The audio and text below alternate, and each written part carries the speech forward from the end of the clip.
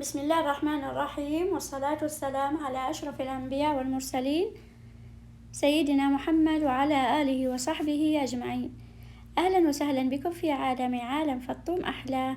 اليوم إن شاء الله حنقولكم إلى المطبخ اليمني. حنسوي معاكم اللحوح والخبز اليمني وحنشوف الطريقة.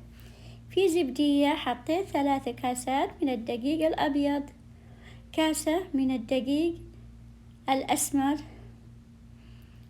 وكاسة من دقيق الذرة. في الخلاط حطيت موية معاها ملعقة خميرة فورية، الموية دافية، وملعقة سكر. وهنا الخبز اللي هو العيش الصامولي حطيته فيه، نقعته شوية عشان يلين.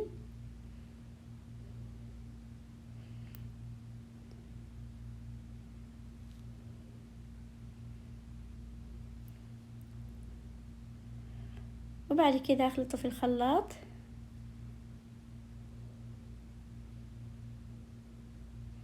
أضيف عليه ملعقة ملح، ملعقة صغيرة كركم، ملعقة صغيرة كمون، وملعقة فلفل أسود. وأرجع أخلطه، وبعد كده أسكب الخليط على الدقيق بالملعقة، أقلبه شوي.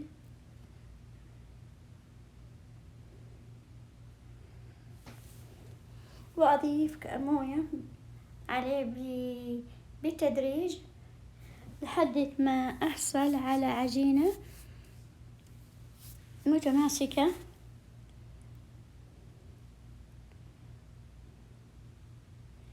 شايفين السمك اللي أحصل عليه؟ ما أبغاها عجينة قاسية ولا أبغاها مرة سائلة. أغطيها بالنايلون وأتركها لحد ما تخمر.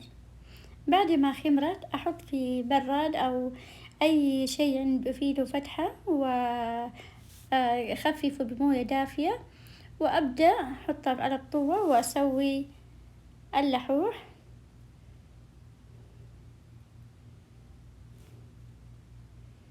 شايفين كيف كان سمكه خفيف؟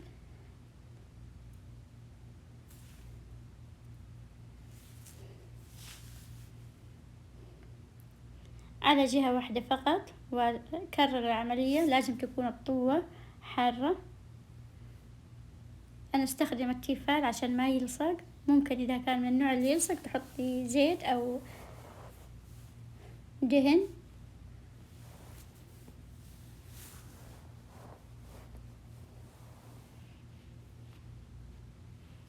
حسوي هنا لبن. أحط في القدر ملعقتين من السمن. قطعت بصلة صغيرة وقلبتها في السمن لحد ما تتحمر.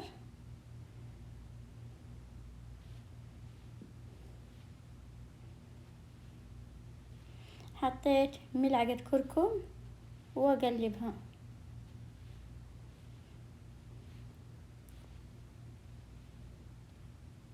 بعد كده أضفت اللبن. هنا تعادل الفيديو معليش. تقليب الكركم. ما زلت مستمرة في عمل اللحوح لحد يتنفذ الكمية. ما شاء الله أكلوها كلها في وقتها. ممكن يأكلوها مع اللبن السائل، لبن زبادي، يسووها يقطعوها قطع صغيرة ويحطوا عليها لبن، يسووها اللي هي الشفوت، يحطوا عليها نعناع.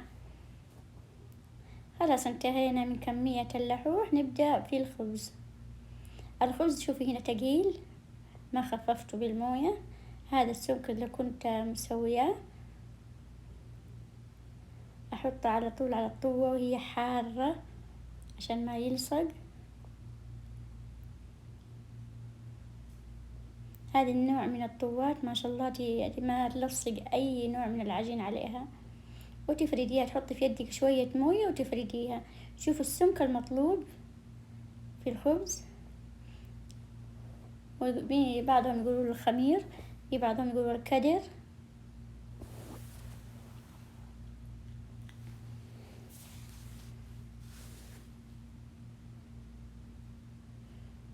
لما يستوي من تحت كمان احط شوية اطراف زبدة وسمن، وارش عليها حبة البركة.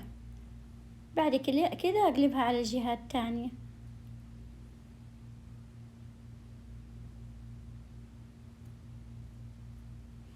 هنا شوف حطيت فلفل اسود وكمون على اللبن. حطوا لايك واشتركوا في قناتي، الله يسعدكم. كثروا من اللايك عشان تنشهر قناتي، شيروها.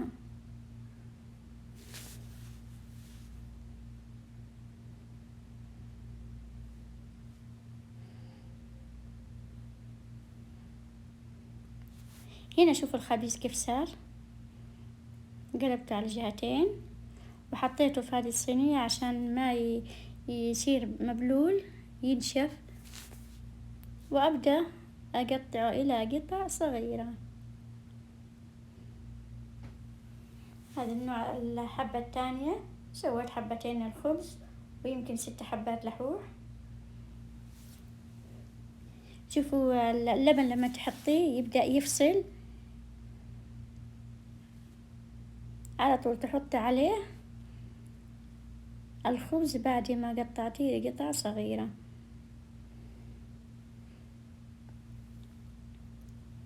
حسيت انه هو خفيف يعني تقيل شوية، حطيت عليه زودت اللبن.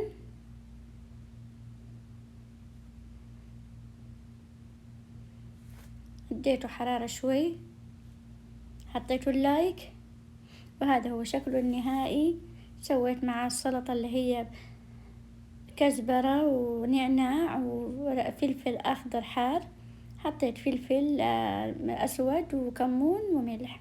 وهذه هي سفرتنا. حطيت السمن اليمني ولبن والسلطة، وإن شاء الله يعجبكم. والسلام عليكم ورحمة الله.